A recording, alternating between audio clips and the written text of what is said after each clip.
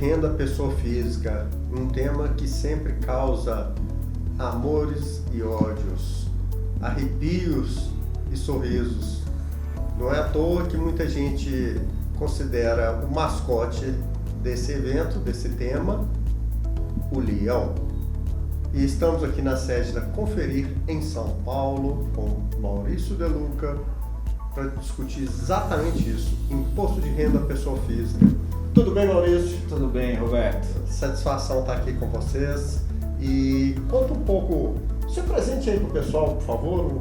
Bom, meu nome é Maurício De Luca, sou CEO do Conferir Online, uma ferramenta que já está aí há 4 anos no mercado, e estamos aí assessorando mais de 1.500 contadores em todo o Brasil nessa época de imposto de renda e também durante o ano todo, para que eles possam melhorar a performance do seu escritório, melhorando cada vez mais os resultados operacionais, investindo aí em tecnologia e também investindo em ganho de tempo para melhor atendimento ao cliente.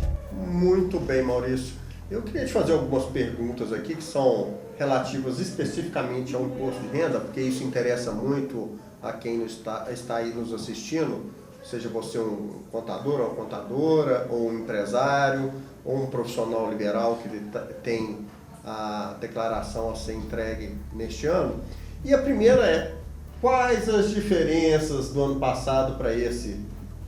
Olha, assim, no sistema da Receita Federal há algumas diferenças em relação ao ano anterior, onde você tem muito mais agilidade em fazer a declaração. Então tem algumas pastas mais específicas para você fazer toda a sua declaração. Para quem for fazer a declaração com certificado digital, você já consegue puxar grande maioria das informações, inclusive de informe de rendimentos bancários, o que facilita muito o trabalho do contador. E a grande novidade para esse ano foi ter caído aí o INSS do empregador na hora de deduzir da declaração de imposto de renda. Então esse ano, você que contabilizava essa despesa como dedutível, não vai ser mais permitido porque a base legal foi extinta no ano passado. Há um projeto de lei para os próximos anos, mas ainda está em votação no Congresso. E esse ano então não tem jeito, né? Agora, você é muito experiente nesse assunto, né? Você não só executou o imposto de renda de muita gente aí na atividade contábil, como também desenvolveu software para isso. E, dada essa experiência sua, quais são os principais riscos aí que você enxerga para esse ano de 2020? O principal risco é a omissão da informação para a Receita Federal.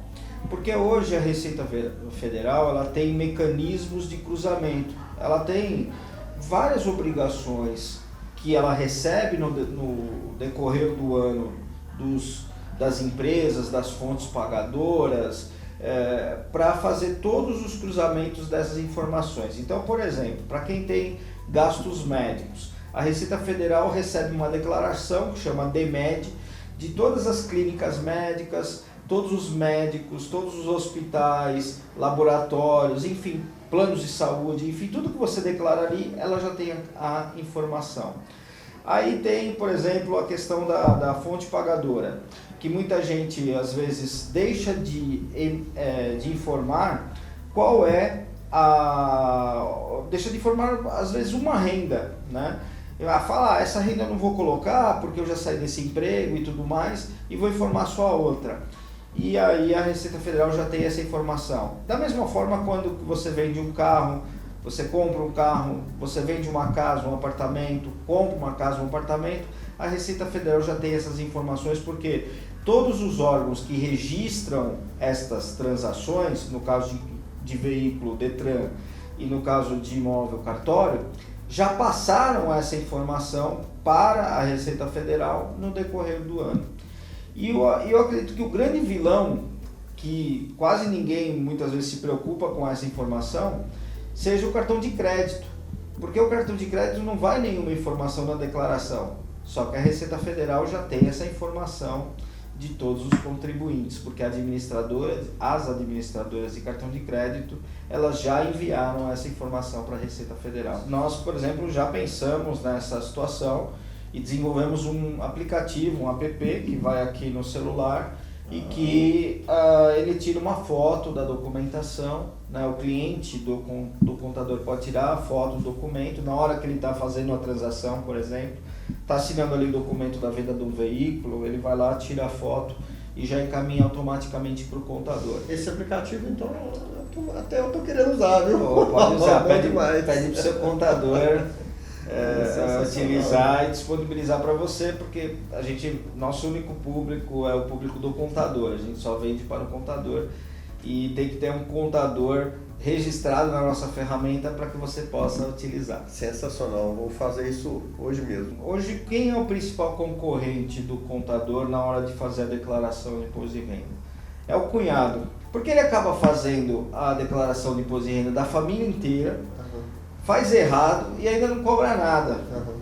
E isso obviamente atrapalha o mercado, porque nós estimamos que 1/3 das declarações são feitas por contadores e outras 2/3 são feitos pelos cunhados aí de todo o Brasil. E a Receita Federal estima que esse ano seja entregue 33 milhões de declarações. Então são 23 milhões aí quase de declarações que poderiam ser feitas pelo contador e não tem.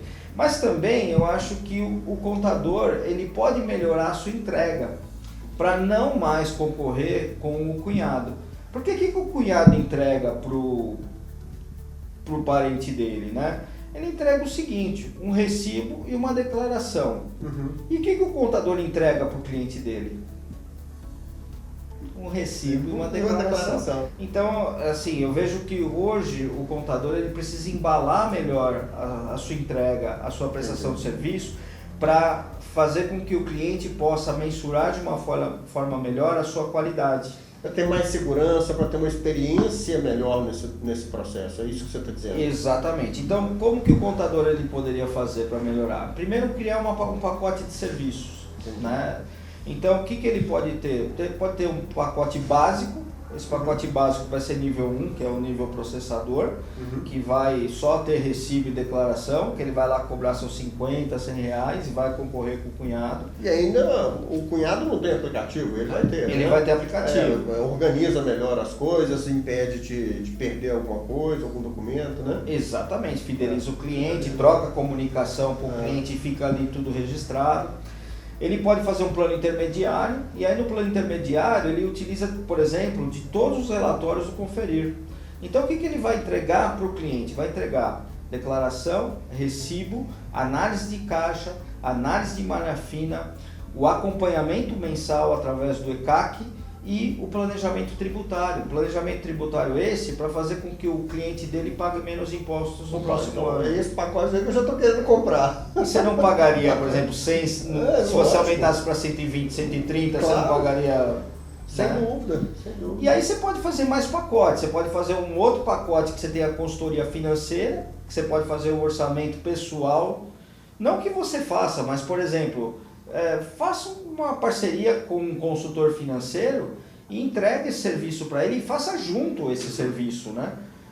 Essa reunião. E quanto que você vai cobrar? Depende, quanto vai cobrar o consultor financeiro, mas você está agregando valor para o seu cliente. Você me lembrou uma coisa, naquele primeiro curso que eu fui lá em Orlando, em 2015, a gente conversou com um contador lá, a turma toda. E aí o contador estava falando que ele era especializado em pessoa física. Isso. Ele só faz imposto de renda. Exatamente. E aí um dos contadores brasileiros que estavam lá levantou a mão e perguntou para ele assim, fulano, mas o que você faz depois de abril? Porque o imposto de renda lá também, pessoa física, é abril. Aí o contador assustou. Ele perguntou assim, como assim? O que eu faço depois de abril? Depois de abril eu trabalho. Eu atendo meus clientes. Aí o nosso amigo brasileiro perguntou, mas as declarações não são entregues em abril? Os clientes, quantos % deixam de entregar? Ele falou, não, 95% entrega no prazo. E aí ele insistiu, mas e depois de abrir, o que você faz? Ele falou, não, eu vou ajudar meu cliente a comprar um imóvel, conseguir uma hipoteca, a fazer o plano de aposentadoria dele, a fazer os investimentos, a fazer a poupança para a universidade do filho, ou seja, ele mudou de nível.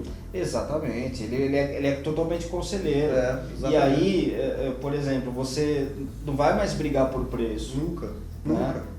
Porque você está agregando valor. É a história do médico de família, ele nunca mais vai trocar de contador, ele não faz nada sem perguntar antes. Não, agora imagina, por exemplo, ir no seu escritório lá de contabilidade e um cliente vai fazer uma declaração de imposto de renda. E ele tem lá na poupança R$1 milhão. E essa poupança rendeu 4% no ano passado, que gerou R$40 mil ali de rendimento. Se você fizer uma pesquisa lá no Banco Central, ou na XP, ou na Ágora, que são as maiores corretoras aí do Brasil, na GAI de investimentos, e verificar um fundo de renda fixa ou uma aplicação em CDB de renda fixa que gerou 6, 7%, e você indicar isso para ele e falar, olha, a média de aplicação financeira de CDB, de fundo de investimentos de renda fixa, gerou 6, 7%. Se você fizer uma portabilidade, e é tudo renda fixa, obviamente, você não vai falar para esse seu cliente que é ultra conservador para sair da poupança para ir para uma bolsa de valores. Então, você vai estar gerando para ele um ganho de 20 a 30 mil reais por ano. Em 5 anos, ele comprou um carro novo. Ele não vai estar mais preocupado em te pagar 100 reais. Você acha que ele vai estar preocupado? Não, sai do patamar de negociação de preço, né? Não, sai do patamar do cunhado. Eu saí do patamar do cunhado. Eu não estou mais concorrendo com o cunhado e tudo mais. Eu estou agora num outro plano, né? E também da mesma forma, por exemplo, quem tem endividamento, né? Já pensou? Chega um cliente com endividamento grande lá na sua empresa, você mostra outras opções de endividamento para ele fazer uma portabilidade daquele endividamento e diminuir no seu orçamento pessoal a prestação e, consequentemente, os juros e, consequentemente, o ganho financeiro. Sensacional. Agora, o que é o conferir? Né? A gente está falando aqui para o pessoal conferir. O que é o conferir? Olha, inicialmente o conferir nasceu como uma ferramenta de gestão de imposto de renda para a pessoa física, né? Hoje é uma ferramenta de gestão de imposto de renda pessoa física e, além disso, ele é um apoio para os contadores para que ele possa ganhar tempo e prestar novos serviços e desenvolver novos serviços dentro do escritório dele. Mas é uma ferramenta para usar só em março e abril? Não. Você usa no ano todo. Porque, por exemplo, março e abril você vai usar só execução ali, análises e tudo mais. E as cobranças dos honorários que você vai ter que fazer e tudo. Agora, para os próximos meses, tem um acompanhamento do robô, do ECAC, que você inclusive informa o seu cliente se a declaração foi processada, se já saiu a restituição. Então imagina, você recebeu um WhatsApp hoje do seu contador falando assim, ó, Roberto, dia 30 de maio está saindo a sua restituição de imposto de renda. Né? Então já é um outro tipo de prestação de serviço. E depois, obviamente, tem o planejamento tributário no final do ano, que você pode indicar para o seu cliente fazer, aquele cliente que muitas vezes ele é um aplicador e tenha rendimentos tributáveis e paga imposto de renda, para ele aplicar no PGBL. Então ele calcula quanto aplicar em PGBL para que ele possa aumentar a restituição ou reduzir o imposto de renda a pagar. Show de bola. Uma última pergunta aqui. O que é essa história da Lei Geral de Proteção a Dados? O que isso tem a ver com imposto de renda, com contabilidade? Como é que isso se encaixa nesse contexto nosso? Totalmente. Ele está intrinsecamente ligado com a profissão do contador e também a nossa ferramenta, né?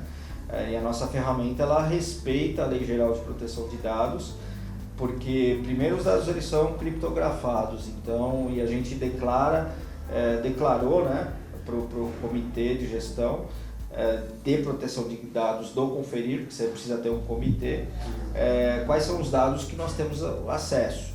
E segundo, o nosso cliente, ele sabe tem absoluta certeza que ele vai mandar a informação correta para a pessoa correta. Porque hoje em dia pode acontecer, por exemplo, de um funcionário mandar uma declaração do João para o Pedro, do Pedro para a Maria. Isso pode acontecer por um erro humano, né? E na nossa ferramenta não acontece esse tipo de... E hoje em dia com essa lei, se manda errado, o prejuízo é grande, né? É significativo. Sim, não só por causa das penalidades da lei, mas um prejuízo que é até imensurável, que é a sua imagem perante o cliente, né? Exatamente. Que acaba passando uma desorganização, né? Ainda tem isso, né? Tem o risco da imagem, né? O dano na sua marca. Sim. Sensacional. Ô Maurício, foi um prazer, uma honra, uma alegria conversar aqui com você. O assunto é interessante, eu aprendi muita coisa e espero que a gente possa conversar mais aí no futuro. É uma honra bater o papo com uma pessoa que eu sou fã, né? Acompanho aí há bastante tempo. Muito obrigado, Roberto. E espero aí que todos os contadores tenham uma excelente jornada de imposto de renda nesses meses aí de março e abril. Um grande abraço. Um abraço, pessoal.